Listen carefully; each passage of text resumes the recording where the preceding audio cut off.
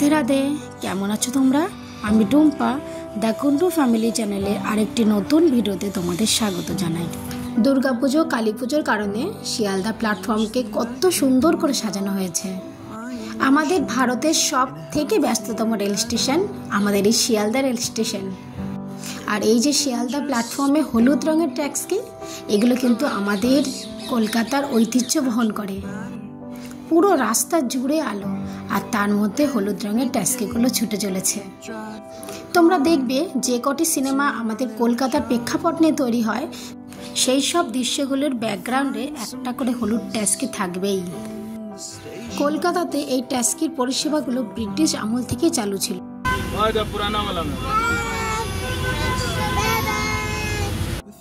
আমি বাপি একটা আলাদা ট্যাক্সিতে বসেছি, আর আমার মা প্রিন্স আর বাবা অন্য একটা ট্যাক্সিতে বসেছে।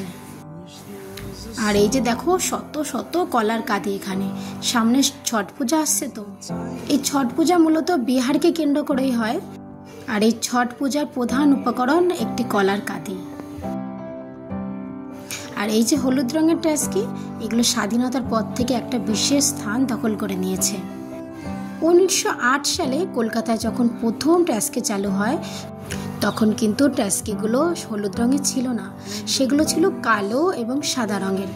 ট্যাক্সিগুলো পরে হলুদ রং ধারণ করে, কিন্তু এগুলো শত বছরের পুরনো ইতিহাস। প্রায় 1950 সালের দশকে কলকাতায় প্রথম হলুদ রঙের ট্যাক্সি চালু হয়। এই হলুদ রংটা সহজেই চোখে পড়তো, বিশেষ করে রাতে, তাই এই হলুদ রঙকে বেছে নেওয়া হয়েছিল। এবার আমরা চলে এসেছি হাওড়া ব্রিজের উপর থেকে। এরও একটা ছোট্ট গল্প আছে। আমাদের চাকরির কারণে আমরা কলকাতাতেও বছর 3 ছিলাম। এই যে হাওড়া ব্রিজের পাশে যে প্রিন্সেপ ঘাট আছে, ঠিক তার পাশে। তখন মাঝে মধ্যেই, বিশেষ করে সন্ধেবেলায়, এই গঙ্গার উপর থেকে যে নৌকোগুলো চলে অথবা লঞ্চগুলো চলে, তাতে করে আমরা অনেকটা সময় কাটাতাম।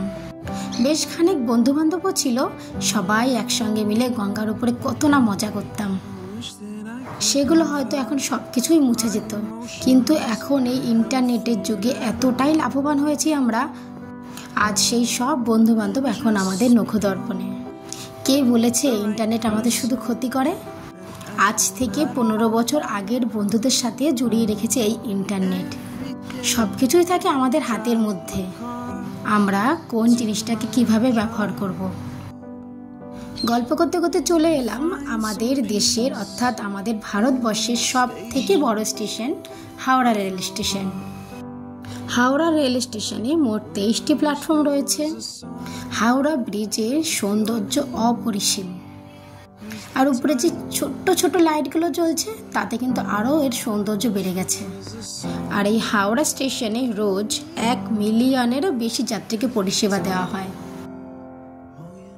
হাওড়া স্টেশনে ঢুকেই আমার মায়ের বায়না, আমাদের কিছু খাবার কিনে দেবে।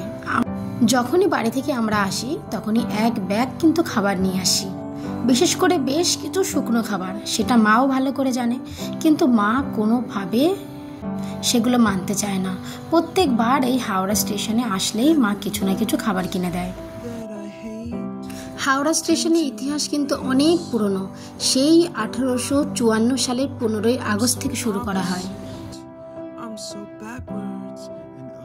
মা 2টো মাজা কিনে দিল, আবার ইউভির জন্য। কালী পুজোর জন্য পুরো প্ল্যাটফর্মটিকে খুব সুন্দর করে সাজানো হয়েছিল। সব থেকে আমার ভালো লাগলো এই মা কালীর মূর্তি। মা কালীর মূর্তিগুলো ছিল একদম ছোট ছোট, কিন্তু কি সুন্দর তার রূপ। একটা নয়, অনেকগুলো ছিল, আর তারই মাঝে ছিল কিছু ফুল দিয়ে সাজানো। আমি মাকে একটু দাঁড়াতে বলে কিছুক্ষণের জন্য একটু ভিডিও করে নিলাম। আর এই হচ্ছে হাওড়া স্টেশনের ঐতিহ্যবাহী পাখা। আমাদের হাওড়া যোধপুর এক্সপ্রেস ট্রেনটার টাইম ছিল রাত 11:30। এখন রাত 10:30 মতো বাজে। অ্যানাউন্সমেন্টও করে দিয়েছে ট্রেন হয়তো এক্ষুনি চলে আসবে। আর ইনি হচ্ছেন তুলিদির হাজব্যান্ড। দাদাও এসেছে আজকে আমাদের সাথে। বেশি রাত করা যাবে না, তাহলে হয়তো ওরা আর লাস্ট ট্রেনটাও পাবে না। ওদেরকে তো ফিরে যেতে হবে, এখন ঘুমায়। মা, বাবা আর ওই দাদা 3জনই ফিরে যাবে। মোটামুটি ট্রেনে উঠে একটু ব্যাগপত্র গুছিয়ে দিয়েই ওরা চলে যাবে। কাল সারাটা দিন ট্রেনে কাটাতে হবে। তবে ট্রেন জার্নিটা আমার কিন্তু খুব ভালো লাগে। সারাদিন কোনো কাজকর্ম নেই, শুধু জানলার ধারে বসে বসে বাইরের দৃশ্য দেখতে থাকো। ততক্ষণে কেউ একজন তোমার সামনে এসে বলবে, খাবার এসে গেছে ম্যাডাম। ব্যাস, নিজের খাবারটুকু খেয়ে আবার শুয়ে পড়ো। কিন্তু সমস্যাটা হয় ওই যে এক জায়গায় বসে থাকতে থাকতে যে ট্রেন ঝাঁকুনিতে, তাতে করে ঘাড় পিঠ ব্যথা হয়ে যায়। প্রিন্সকে বলা হয়েছে যেহেতু ইউপি আমাদের এত রাত পর্যন্ত জাগে না, তাই যে করে হোক ওকে একটু জাগিয়ে রাখতে। এদিকে আমাদের প্রিন্সও হাই তুলছে, ওরও ঘুম পেয়ে গেছে। ট্রেন আমাদের ঢুকে পড়েছে স্টেশনে, 10:40 মতো বাজে। এবার ব্যাগপত্রগুলো ঠিকঠাক উঠিয়ে নিয়ে বাবা মাকে আবার ছেড়ে দেবো। মন ভীষণ ভারাক্রান্ত হয়ে আছে। একটা বাড়ি ছেড়ে আমি আর একটা বাড়ি যাচ্ছি। এই ট্রেনে থাকাকালীন যে সমস্ত জিনিসপত্রগুলো ব্যবহার করব সেগুলোর জন্য একটা ছোট বালতি ব্যাগে নেওয়া হয়েছে। বাকি ব্যাগগুলো তো 2 দিন লাগবে না, তাই সেগুলো সুন্দরভাবে ভেতরে গুছিয়ে রাখছি। আমার প্রিন্স হলো আমার মায়ের বড় নাতি, অর্থাৎ আমাদের বাড়ির 2nd জেনারেশনের সব থেকে বড় ছেলে। এই জন্য ওর প্রতি আমার বাবা মায়ের এক অন্যরকম আবেগ কাজ করে। প্রিন্সকে জড়িয়ে ধরে মা খুব কান্নাকাটি করছিল, এক প্রকার ট্রেন থেকে নামতেই চাইছিল না। মা আর প্রিন্সের বন্ডিংটা কিন্তু খুব সুন্দর থাকে। মা বাবার চোখের জল দেখে বিদায় নিলাম আমরা। এখান থেকে শুরু হলো আমাদের 4 জনার জীবন কাহিনী। আসার সময় গোমা স্টেশন থেকে কিছুটা বিরিয়ানি নিয়ে এসেছিলাম রাত্রে ট্রেনে খাবার জন্য। যদিও ইউভিকে বাড়ি থেকে খাইয়ে নিয়ে এসছি, কিন্তু সে তো অনেকক্ষণ হয়ে গেছে, খিদেও পেয়ে গেছে। কিন্তু এত রাত্রে ইউভিকে আর জোর করে খাওয়ানো যাবে না, তাই বিরিয়ানির প্যাকেটটা খুলে দিলাম। ভাবলাম ও যতটুকু পারে নিজে নিজে খেয়ে নিক। ওতে 2 জনের খাওয়া হয়ে গেলে তারপর ইউভিকে ঘুম পাড়িয়ে আমি আর বাপি খেয়ে নেব। ওই যে ট্রেনের দাদা সকালে ব্রেকফাস্ট নিয়ে চলে এসেছে, 8টা মতন বেজেও গেছে। ব্রেকফাস্টে ওনার কাছে ছিল ব্রেড অমলেট আর ব্রেড কাটলেট। আমরা ব্রেড কাটলেট নিলাম। ছিল 2টো কাটলেট আর সঙ্গে 2 পিস ব্রেড।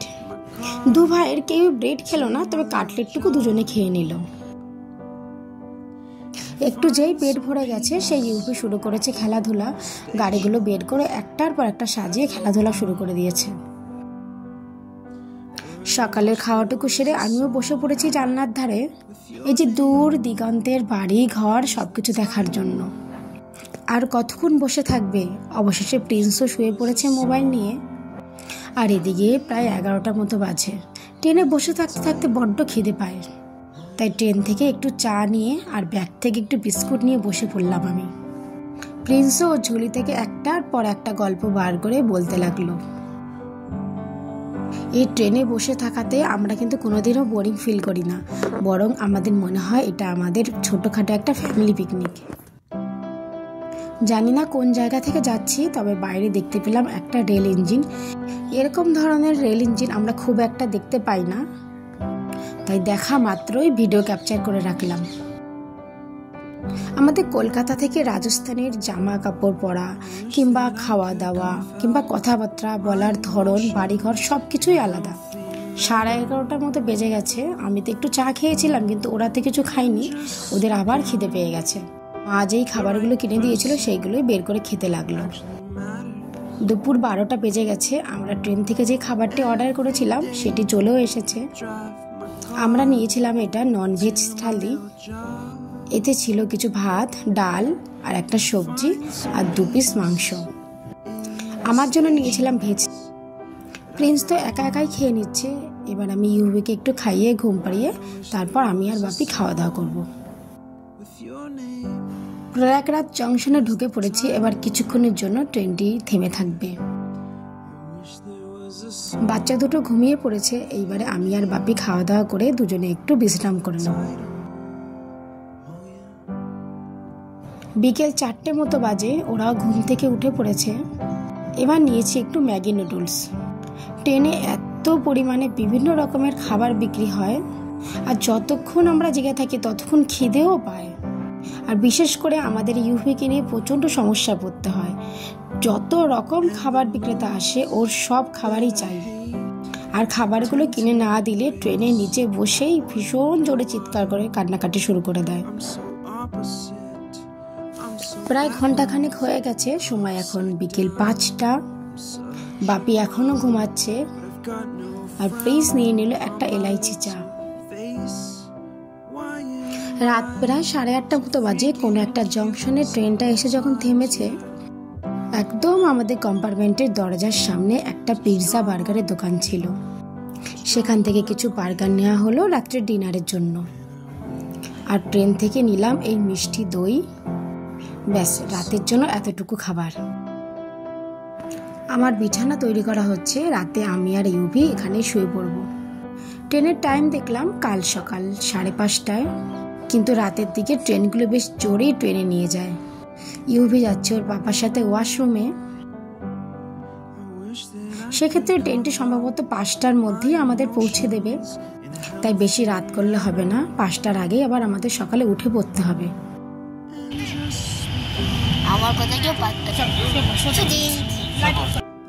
সকাল 5টা মতো বাজে। ট্রেনটি আমাদের পৌঁছে গেছে যোধপুর স্টেশনে। বেশি ব্যাগপত্র তো ছিল না, আর এতটুকুতে আমরা অভ্যস্ত ছিলাম, তাই আমরা কোনো কুলি নিলাম না।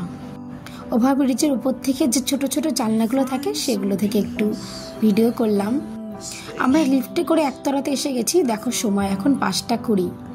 ওই যে বলেছিলাম 5:30 ছিল ট্রেনের টাইমিং, 5টাতেই আমাদের যোধপুর স্টেশনে পৌঁছে দিয়েছে।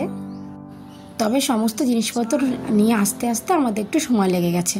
আর এই হলো আমাদের রাজাদের স্থান, রাজস্থান, যোধপুর স্টেশন। যোধপুরে রাজাদের নিয়ে অনেক ঐতিহাসিক গল্প আছে। আমার সঙ্গে থেকো, আমি অবশ্যই তোমাদের সব গল্প শোনাবো।